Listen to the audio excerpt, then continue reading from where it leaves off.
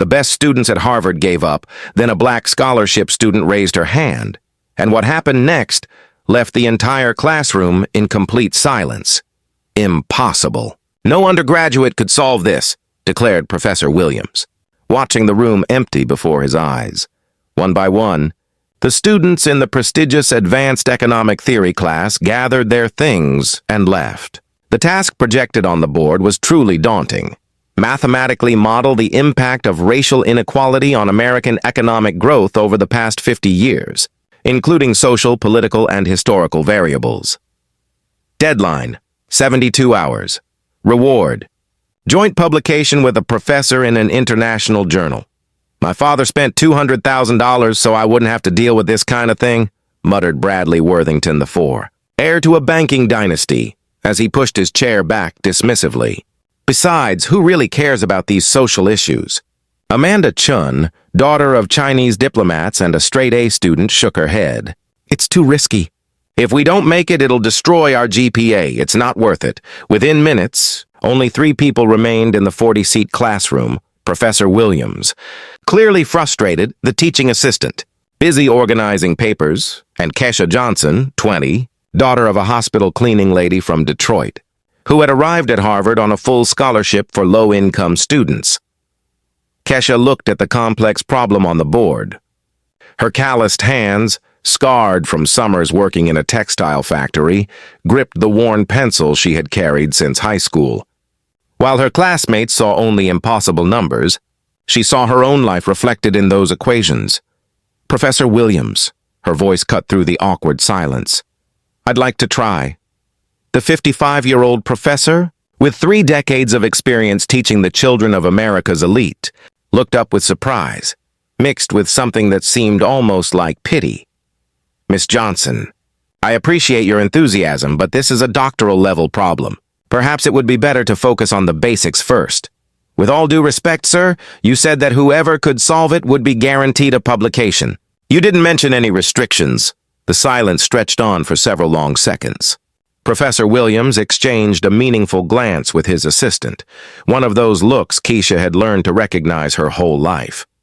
It was the same look she got when entering expensive stores, applying for internships, or daring to occupy spaces where people like her were not expected. Very well, he finally agreed, but there was something in his tone that sounded more like a cruel challenge than a real opportunity. 72 hours, no extensions, no excuses. As she copied down the parameters, Kesha noticed a detail her classmates had missed in their rush to escape. Hidden among the complex variables was a subtle clue that completely changed the approach. What the professor didn't realize was that the scholarship student he underestimated had grown up, living the very realities she now needed to model mathematically. And that gave her an advantage no privilege could buy. If you're enjoying this story of overcoming adversity and want to see how a student turned prejudice into her greatest strength, be sure to subscribe, because what happened over the next 3 days would forever change how Harvard defined academic excellence. Within 24 hours, news of Kesha's acceptance of the challenge spread across campus like wildfire. WhatsApp groups of the wealthiest students buzzed with cruel messages and bets on how long it would take her to give up. $50 says she won't even show up tomorrow. Bradley Worthington IV typed in the Harvard elite group chat, where the most influential students gathered. She's probably already realized she's out of her league, Amanda Chun added. Honestly, it's almost cruel to let her try. Professor Williams should have spared her the public humiliation. But what they didn't know was that at that very moment, Kesha was in the Central Library, studying until 3 a.m., not out of desperation, but out of the same disciplined routine that had brought her to Harvard in the first place. While her classmates slept in dorms paid for by trust funds, she worked with the precision of someone who had always needed to be 10 times better to earn half the recognition. The clue she had noticed on the board wouldn't leave her mind. Among the traditional economic variables was a nearly invisible reference to community resilience factors, something most wealthy students would overlook. But Kesha immediately recognized it as the survival mechanisms she had witnessed in her own Detroit neighborhood. Mom always said, "When things get tough, we don't break. We find a way," she murmured. remembering the countless times she had seen her mother, Mrs. Shirley, turn impossible challenges into opportunities. The next morning, Professor Williams entered the classroom with a smile that didn't reach his eyes. The previous evening, he had attended a donor dinner where the scholarship girl had been the subject of whispered jokes and muffled laughter. Miss Johnson, his voice rang with false cordiality, I hope you've used these 24 hours to reflect on your academic limitations. There's still time to reconsider. Thank you for your concern, Professor, Kesha replied firmly, her voice cutting through the nervous murmurs spreading through the room. But I intend to continue. What followed was a masterclass in academic microaggressions. Throughout the lecture, Williams directed increasingly complex questions at Kesha, always preceded by comments like, perhaps this is too advanced for some educational backgrounds, or public school students sometimes have difficulty with abstract concepts. Every sarcastic remark, every condescending look, every muffled laugh from her classmates was fuel to the fire burning inside Kesha's chest. She thought of her mother working double shifts just so she could have books. She thought of the father she never knew, whose medical bills still drained the family's savings. She thought of the countless no's she had heard throughout her life. During the break, Bradley approached her with a predatory smile. Look, between us, why don't you just stop? You've already proven you're brave. No one will think badly of you if you admit you've bitten off more than you can chew. Really. Kesha looked up from the notebook where she was taking notes. And what exactly do you think I can't handle? Come on, be realistic. My grandfather was a partner at McKinsey. My father is the CEO of a multinational corporation. I grew up listening to these discussions at dinner. You're here on academic merit, of course. But that's different from understanding the real world of business. The silence that followed was broken only by the sound of Kesha's pen scribbling equations. When she finally looked up, there was something in her eyes that made Bradley involuntarily take a step back. Bradley, you're right about one thing. I grew up in a different world than you. A world where you can't afford to fail, where every opportunity could be your last. A world where you learn early on that underestimating someone is the most costly mistake you can make.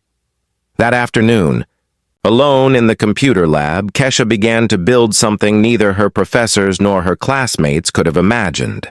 The socio-economic data she had collected over years of study, the personal stories of dozens of families in her community, the statistics she had memorized about racial inequality, all of it began to connect. Not just numbers into a mathematical model, but lived reality into revolutionary scientific knowledge. What her privileged classmates couldn't see was that every act of contempt only fueled a determination, forged in furnaces far hotter than any Harvard classroom. True genius, she realized, is born not only from intellect, but from the urgent need to prove the world can be different from what it has always been. 48 hours had passed since Kesha accepted the challenge, and the campus buzzed with increasingly cruel rumors. WhatsApp groups overflowed with derogatory memes, bets on when she would finally understand her place, and jokes about affirmative action reaching its limit. What none of them knew was that at that very moment, Kesha was in the basement of the Central Library at 5 in the morning. Not because she was desperate, but because she had discovered something revolutionary. The clue about community resilience factors had opened the door to a completely new approach to the problem, one none of her privileged colleagues could even imagine. Kesha, honey, are you okay? Her mother Shirley's concerned voice echoed through the headset. It was her daily call at 5:30 a.m., just before her double shift at the hospital. I'm great, Mom. Actually, I think I've discovered something. Incredible. Tell me, as Kesha explained her theory, how community support networks in marginalized neighborhoods created patterns of economic resilience that traditional models completely ignored. She felt excitement rising in her voice. Mrs. Shirley, who had raised 5 children as a single mother while working 3 jobs, understood the mathematics of survival better than any PhD. It reminds me of the 2008 recession, Mrs. Shirley reflected. While the banks were failing, our community organized in ways television economists could never explain. You kids have always known how to find patterns where others see only chaos. That was exactly it. Kesha wasn't just solving a math problem. She was codifying decades of community wisdom into academic language Harvard could finally understand. That morning, something unexpected happened. Professor James Wright from the Applied Sociology Department showed up at the library carrying 2 coffees and a genuine smile, the first Kesha had seen from a professor since arriving at Harvard. "I hear you're working on the Williams problem," he said, sliding a coffee toward her. "And before you ask, no, he didn't send me. In fact, I'm here against the explicit advice of several colleagues." Professor Wright was different. The son of Mexican immigrants, he had arrived at Harvard through the same inclusion programs that had brought Kesha only 15 years earlier, when prejudice was even more explicit. "Can I take a look at what you're developing?" Over the next 2 hours, Kesha presented her approach. Instead of following traditional econometric models that treated marginalized communities as statistical anomalies, her framework recognized them as laboratories of economic innovation, places where necessity forced the creation of solutions mainstream academia systematically ignored. "My God," Professor Wright murmured, examining the equations. "You're not just solving the Williams problem. You're revolutionizing the way we measure socioeconomic resilience. Do you really think it can work, Kesha?" "I don't just think it can work," she replied. "I think it will change the way this university views my community, our community, forever." Meanwhile, in the elite student dormitory, Bradley was organizing what he called a farewell party for Kesha. "When she fails tomorrow, and she will fail, at least we'll have had fun watching," he posted in the Harvard elite group. Sharing invitations to a celebration in the main hall, Amanda Chun, ever pragmatic, added, "Honestly, it'll be a relief when this is all over. It's creating unnecessary tension in the class." The cruelest message came from Victoria Ashford, heir to a publishing dynasty. "Poor thing. She's probably in the library right now crying over her books. Someone should film it for posterity." The exact moment when reality meets the fantasy of equality. What they didn't know was that Kesha had access to all those messages. Not by accident or espionage, but because Jason Kim, a Korean-American computer engineering major, also at the university on academic merit, had discreetly added her to the groups after noticing the deliberate pattern of social exclusion. "They really think you don't have access to any of this," Jason had told her 3 days earlier. "It's amazing how privilege makes people blind to certain things." Now, reading every derogatory comment, every cruel joke, every prediction of her impending failure, Kesha felt something far beyond personal motivation. It was as if every word of contempt became additional data for her mathematical model, more evidence that community resilience factors weren't just numbers in an equation, but survival strategies developed by generations of underestimated people. The night before the presentation, Professor Wright met with Kesha one last time. "Are you sure you want to do this? Not just solve the problem, but in the way you've planned." "Professor, he spent 3 days treating me like I was a statistical anomaly. Tomorrow, I'm going to show them that the real anomaly is a system that has confused privilege with competence for so long that it's forgotten how to recognize true genius. And if it goes wrong, then at least I'll have failed trying something worthwhile." Kesha smiled. And there was something in that smile that made Professor Wright realize he was about to witness a historic moment. "But between us, Professor," she added, "I grew up in a place where failure wasn't an option. The genius they're about to see was forged in necessity, not comfort." When she left the library that night, Kesha carried not only the solution to the most complex problem her Harvard class had ever faced, but also a plan that would forever change how the institution viewed the true meaning of academic excellence. What those privileged students would discover in the next 24 hours was that underestimating someone who has spent her entire life being underestimated is the most costly mistake anyone can make, especially when that person has both the intellect and the motivation to rewrite all the rules of the game.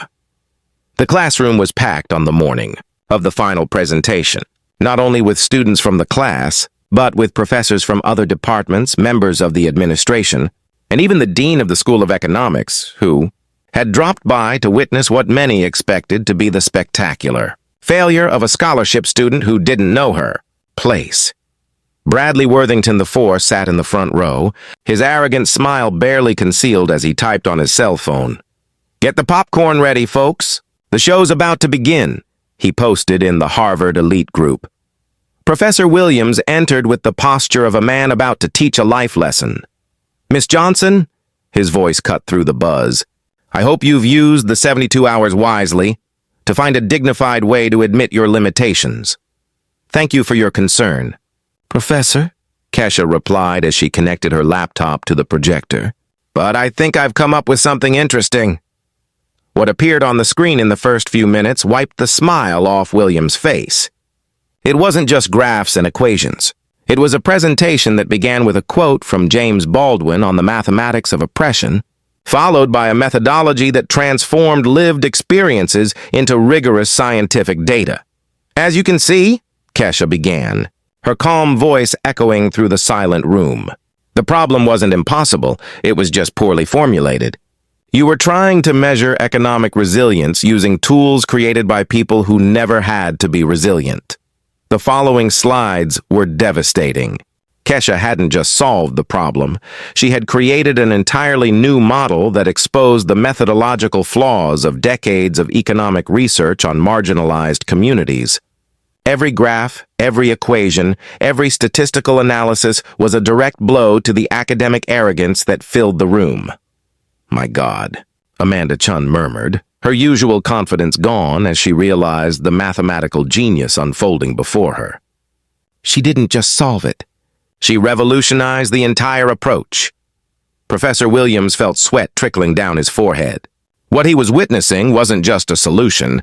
It was the kind of work that could be published in top international journals, the kind of research that defined academic careers. And it was being presented by someone he had dismissed as a statistical aberration. "Interesting in theory, Miss Johnson," he interrupted, struggling to regain control. "But where are your primary sources? Your empirical data? Anyone can make pretty models. I'm glad you asked." "Professor." Kesha clicked to the next slide.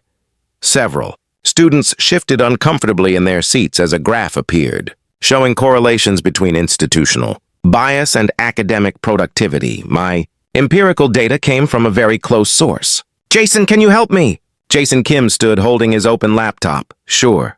"Kesha. Over the past 72 hours, you've all provided fascinating behavioral data through your WhatsApp groups. Data on how prejudice affects decision-making, risk aversion, and the ability to recognize competence." The room went cold. Bradley desperately tried to grab his phone, but Jason was already projecting screenshots of the Harvard elite group chats. "Buck says she won't even show up tomorrow. She's probably realized she's out of her league. It's almost cruel to let her try." Each message, read aloud, landed like a slap across the room. Victoria Ashford sank into her chair, her face burning with shame as her own cruel words were exposed. "The interesting thing," Kesha continued, regaining full control of the presentation, "is that you have provided the perfect data set to test my hypothesis about how privilege creates cognitive blind spots. Note the inverse correlation between demonstrated confidence and actual competence." Professor Williams was pale, realizing he had fallen into an intellectual trap from which there would be no escape. This is highly inappropriate, using students' private conversations." "Private conversations?" Professor Wright's voice cut through the air as he entered the room carrying a bulky briefcase. "Professor Williams, I would like you to explain why you thought it appropriate to discuss Miss Johnson's performance at social dinners with university donors." The silence that followed was deafening. Williams knew he had been caught. His own words, repeated in exclusive social circles, had reached the wrong ears. Furthermore, Professor Wright continued, opening the briefcase, her research was simultaneously submitted to the Journal of Economic Behavior and the American Economic Review. Both publications have already expressed preliminary interest in a full review. Bradley Worthington IV attempted to discreetly rise to leave, but Kesha's voice froze him in his tracks. "Bradley, since you mentioned growing up listening to economic discussions at dinner, would you care to comment on the methodological implications of my intersectional approach?" He opened and closed his mouth like a fish out of water, completely exposed in his incompetence in the face of real work. No. Kesha smiled gently. No problem. Sometimes it's hard to recognize excellence when it comes from where you least expect it. The presentation continued. For another 20 minutes, each slide a masterful demonstration of how to transform lived experience into rigorous scientific knowledge. When it ended, the silence in the room was absolute. Professor Williams, defeated and publicly humiliated, made one last desperate attempt. Well, that's certainly creative, but we still need to consider whether— Professor, the dean's voice cut her off. I'd like to speak with Miss Johnson privately. And with you too, now. As the room emptied in awkward silence, with students avoiding eye contact and leaving with their heads down, Kesha calmly gathered her materials. There was no triumphalism in her gestures, just the quiet dignity of someone who had proven a point she had always known to be true. Victoria Ashford paused at the door, turning back hesitantly. Kesha, what I wrote it was honest, Kesha replied without malice. And honesty is the first step toward real change. Thank you for giving me the data I needed. What those privileged students discovered that day was something that would forever change the way they viewed competence, merit, and the true meaning of the word qualified. But the most profound transformation was yet to come, when they realized that the humiliation they felt was nowhere near what Kesha had silently endured for months. True greatness is not measured by the cradle you are born into, but by how high you can rise from it. The meeting in the dean's office lasted 3 hours and forever changed the course of Harvard. Professor Williams left not only stripped of her prestigious position, but facing a formal investigation for discriminatory conduct and misuse of academic information in private social circles. Her words at exclusive dinners repeated by guests shocked by her blatant prejudice had become documentary evidence of a systematic pattern of discrimination. Effective immediately, Miss Johnson will receive a full research scholarship, direct mentoring from me, and her presentation will be submitted as a joint university project to the National Economics Congress, announced the dean, his eyes shining with a kind of academic excitement he hadn't felt in years. In addition, we will implement a new inclusion protocol based on her methodological findings.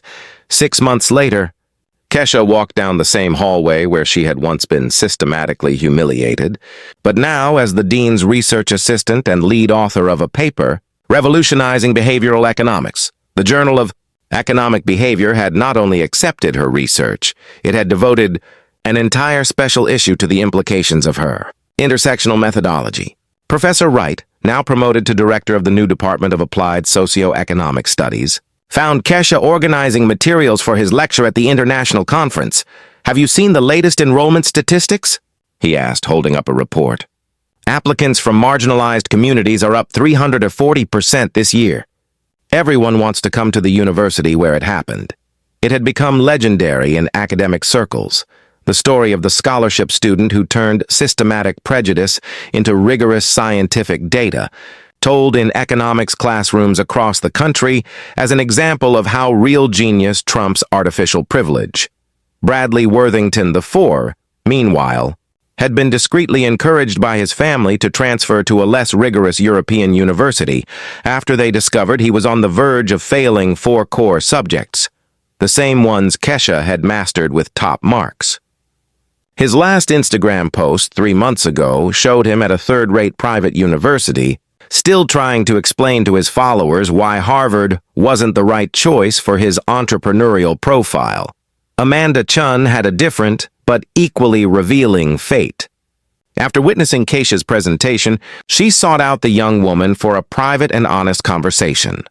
I realize now that I spent 4 years here just memorizing formulas without ever questioning what they were for in real life, she admitted. Her eyes filled with a humility her millionaire parents had never taught her. Today, she worked as a volunteer for organizations, using economic modeling to combat inequality, a transformation she herself described as the real education Harvard never gave me. Victoria Ashford had simply disappeared from social media, a complete virtual death for someone whose identity was built entirely on posts about inherited privilege. Rumors indicated that he was undergoing therapy at an expensive Swiss clinic, trying to cope with what psychologists called reverse imposter syndrome, the traumatic discovery that all of his self-esteem had been based on achievements that were never truly his. The most profound change, however, took place in the very structure of the university. The Kesha Protocol, as it had been informally dubbed by students, radically transformed the way Harvard evaluated both applicants and faculty. Questions about cultural fit were replaced with metrics of transformative potential. Traditional disciplines were restructured to include perspectives that had been systematically excluded for decades.